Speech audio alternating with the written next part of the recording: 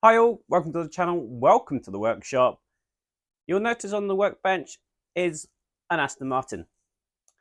Specifically, this is the Aston Martin DB5 from Goldfinger. This is the one that was created by Eaglemoss. This one is probably about 9-10 years old. That's when I first created it, when I first done the magazines and completed this model. I've got quite a few plans for this model because it really needs a little bit TLC.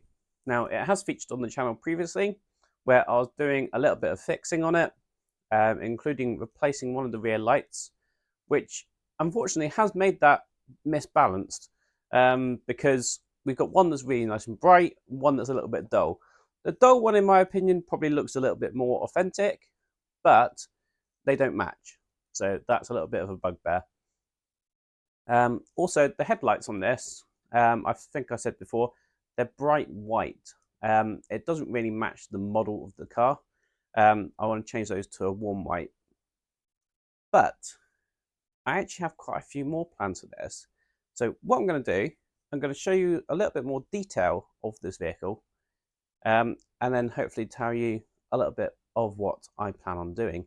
So I'm going to switch over to my mobile camera and show you real up close shots of what this is and hopefully what I can make it be.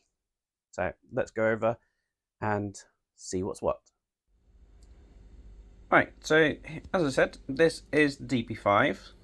This was the one done by Eaglemoss, and to be fair, you could tell in places where it was done to a budget, but in other places it looks absolutely fantastic.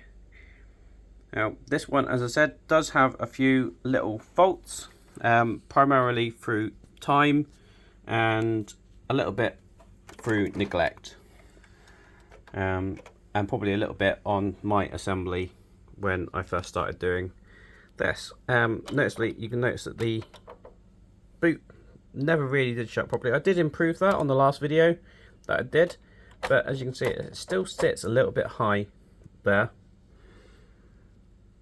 I'm going to go through some of the features that it does have, which I think were quite good for when we had this done. So we had these little tyre shredders here, and as you can see, depending on how the wheel turns, that will turn as well, which I think is an absolutely brilliant little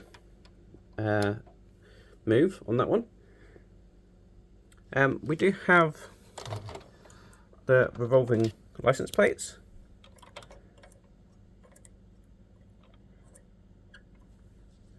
We have oil slicks in there. This actually is a little bit of a modification because that bit of tubing you can see in there is actually from a cotton bud, which I just painted to make it look like an oil jet. Coming around to the front, again, really good quality, really. Again, the number plate revolves. We even have these overriders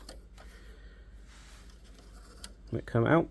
Now, obviously, they weren't actually shown on the movie, but because they're on the original car, Eon Productions and Eaglemoss, etc., decided that they would have them in. Also, on that basis, we flip it around again. In here, we actually have something else that wasn't featured in the movie but was on the original car, and we have the telephone. Now, that telephone actually does come out and it's on a little cord, which is quite good. Something you won't be able to see as clearly, we have a tray here, and that is full of weapons. Again, it was on the original car but not featured in the movie. But because it was on the original car, it was added in here. But it's mainly black plastic, so not very much detail in there. And that's where you can start seeing where budgets were cut. So we've got this little chrome box detail. There really is no detail to it whatsoever. It's just a shaped chrome box. If I open up the roof panel, now I have done a couple little mods myself. So this originally was just a bit of chrome plastic. There was no detail to this radio whatsoever. I put a bit of paint on it to make it look a little bit better. This little cover here, that was originally just black plastic as well. I painted it silver. We do have the little gear knob, quite a good little addition. You've got the little cover that does open up there. We've got the cover here as well on the weapons console. Minor details in there. It's not brilliant, it could have been better. But again, down to budget, I reckon. The dash does light up on this. If the power's on, it would sound the horn, so you got a little button there for the horn. The accelerate pedal also presses, it would make the engine sound. You've also got the brake pedal, which would make the brake lights light up as well. So there are some good parts to this. Now we do have a fairly detailed engine in this one as well. Looks really good. So you can see where the money was spent and where it was saved. Obviously saved primarily on the interior. We've got some plastic seats which do move forward and backwards. But yeah, they are just simple plastic. Same with the back seats, mainly premium plastic. It does actually have a little seat belt in there, material seat belt. Again, on this side we've got the tyre slasher, does the same thing, and also around the back we've got the overriders as well.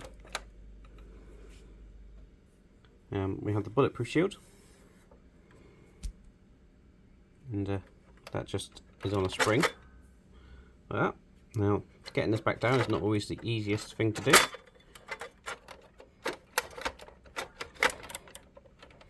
It can be very temperamental and doesn't always sit flush, as you can see. We have little fuel fillers, and they do open to reveal the fuel cap.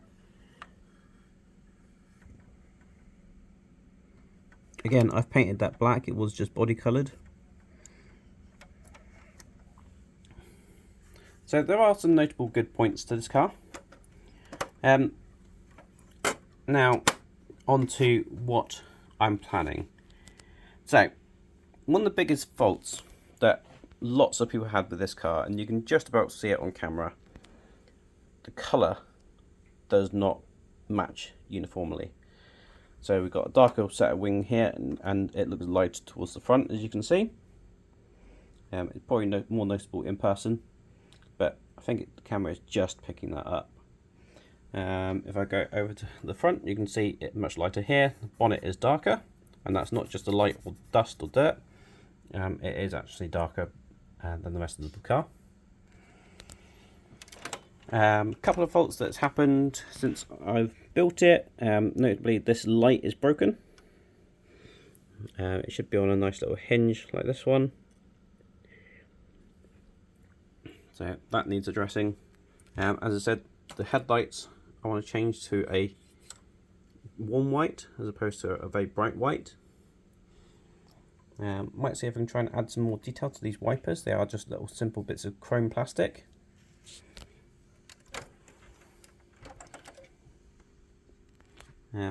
We've got the Superleggera badges there that have completely worn away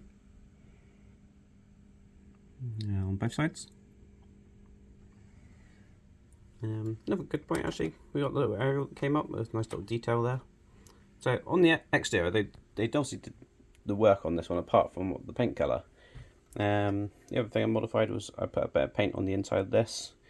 That's the panel that goes on the roof, so that when you looked in, you didn't see a big silver square, because the rest of the roof lining was black. So that's one thing I did. Now, the big elephant in the room is the paint. Normally, it is shown this way round, and this is the better side, believe it or not.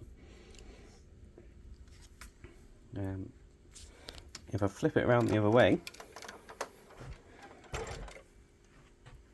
this door is absolutely atrocious. So you can see the paint's bubbling, and here as well. Now, I couldn't get another door. They kept saying they were out of stock for doors, and I think that's primarily because everyone was getting door after door or part after part, trying to get a uniform colour. Now, from some that I saw, I actually got quite lucky with how this matches up.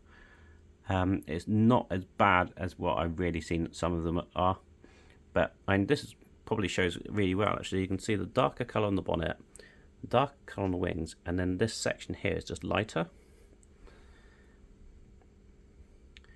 So, with that in mind, I am planning on doing a full strip down of this car. I am planning on completely rebuilding it from the ground up. Now, what I mean by that is I'll probably keep most of the running gear and the interior, etc. as it is. However, I want to strip the metal back, and I'm going to respray the metal so it's one uniform colour. I want to add some extra electronics in. So instead of this situation where you can't put that down, or it goes down and it doesn't sit properly, or doesn't go down fully at all, as you can see like that, I'm going to hopefully try and work out some sort of servo mechanism that instead of the springs, that can just be pulled down on a servo and put up on a servo. Potentially modify these front lights, because the original car, they never had this little hinge on the bottom. It was on a bracket that came out of the hole. So that's something I'm going to look at as well. Moving on to the rear lights. Now, I believe that this didn't happen on the original car. It didn't come down like that. I believe that the indicator lights actually flipped up. So that's another item I want to potentially look at. You can see this DB5 badge. That's not original. That was from someone in a group many years ago. That I'd done that on and glued it on. You basically couldn't see the original DB5 badge.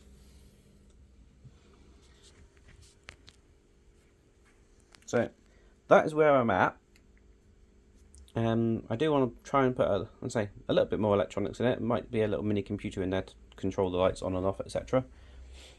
But that is where I am at the moment.